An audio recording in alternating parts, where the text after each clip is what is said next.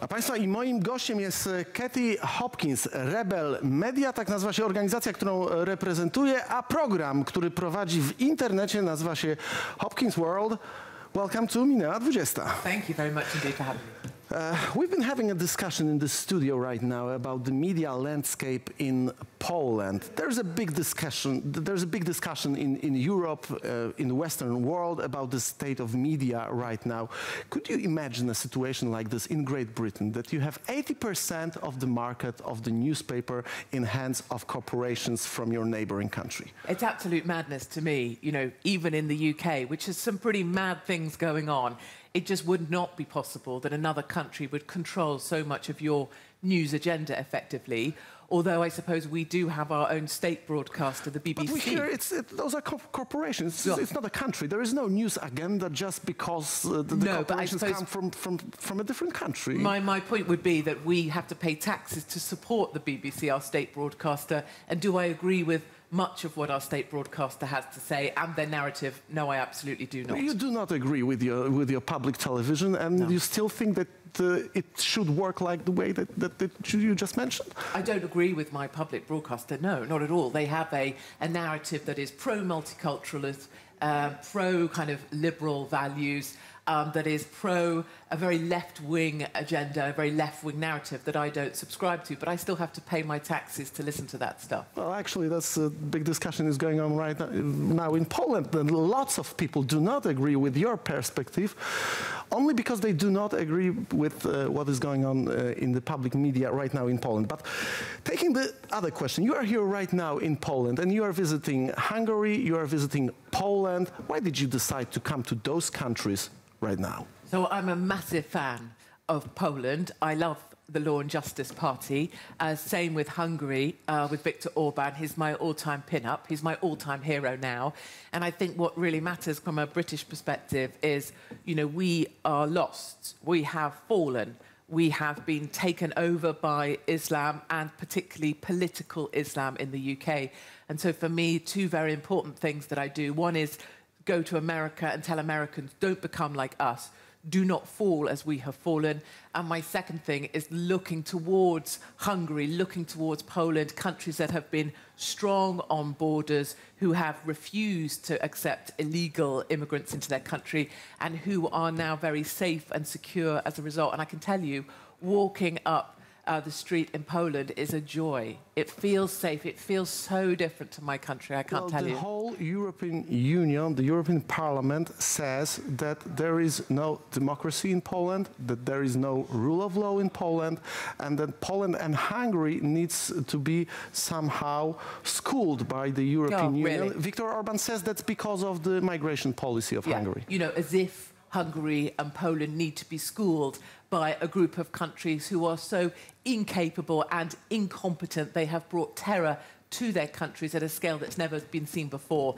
Our sons, our daughters in the UK are at risk right now because of the policies of the EU. And in fact, we don't need to be schooled to them to a point where, you know, as Brits, we voted for Brexit. 17.4 million people, British people, voted to leave the EU because we disagree with their policies. And many people like me, Brexiteers, really value what Hungary and Poland are doing. And we are applauding you, we're championing you, we want you to carry on protecting what is great about the Christian culture you have. The question that comes to my mind when I talk to someone from Great Britain who visits my part of the world right now is, what is the reason why the Great Britain and so many other countries, Germany, Italy, decided to put up their migration policy that brought those countries to the position that you just mentioned about?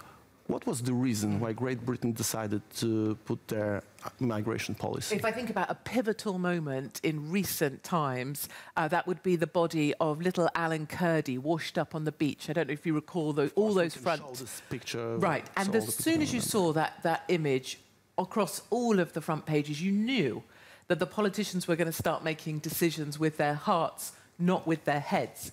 So if you made a sensible strategic decision with your head, you would say, stop the boats, deal with the problem on that side of the Mediterranean, stop people coming and drowning. Instead, we had Merkel, mother of all migrants, saying, "Wir schaffen das, we can do this, all of you come."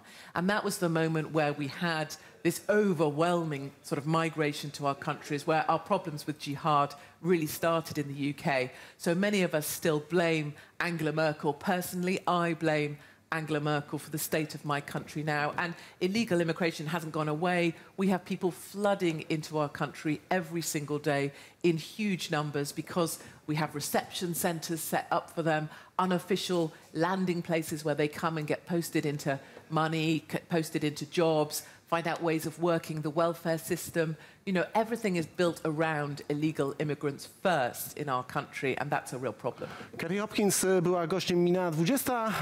Ta rozmowa dostępna będzie również w internecie w dłuższej wersji. So, we are online right now. What are the reasons? Because what you mentioned a couple of seconds ago is the migration crisis of 2015.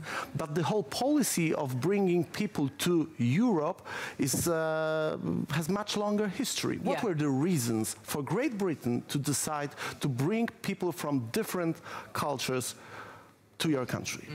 So Labour decided, a left-wing government decided that in order to increase the workforce, in order to have a greater labour supply, more flexibility and fluidity in our labour market, that we would open our borders and welcome people to our country. The second kind of element of that is that for our leaders, political leaders subsequently, it's been just as profitable for them to lead and rule over a country that is declining. So managed decline in the UK is just as prolifically proficient politically, it works politically. It's just as appropriate for a leader to manage the decline of a country as it is for them to fight for something great. So I think in contrast to someone like Trump, who you see fighting for America first, American jobs first, in the UK, saying, well, multiculturalism is the idea, that's what will make us richer. Maybe that's the price you had to pay for your economic success. Maybe the migrant movement and the cheap labor from different cultural circles is the price you as a country had to pay for this. Yeah, allowing fluidity and flexibility in the labour market might be a good thing, but I think what you also then have to have is very strict and stringent regulations on things like welfare and benefits, which we don't have. Those are open and available to everybody. We have a national health service, which you'll appreciate is very much an international health service. If you turn up from Somalia pregnant and want to have your children on our health service, you can do that. And in our schools, British mums and dads, like myself, are finding that we are at the back of the queue for school places because migrants are put at the front of the queue because very often they're seen as the minority population. So what we're finding is in public services like the NHS, the health service, and like our schools, we are being horrifically impacted and we are very much at the back of the line.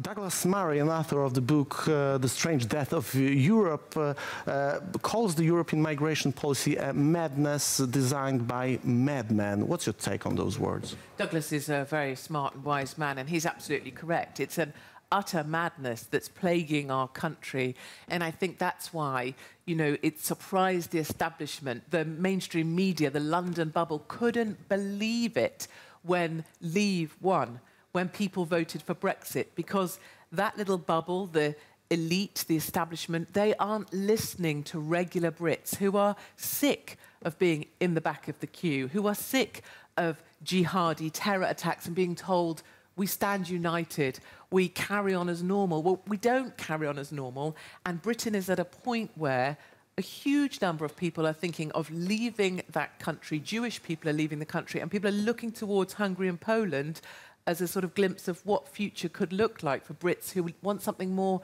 traditionally our culture.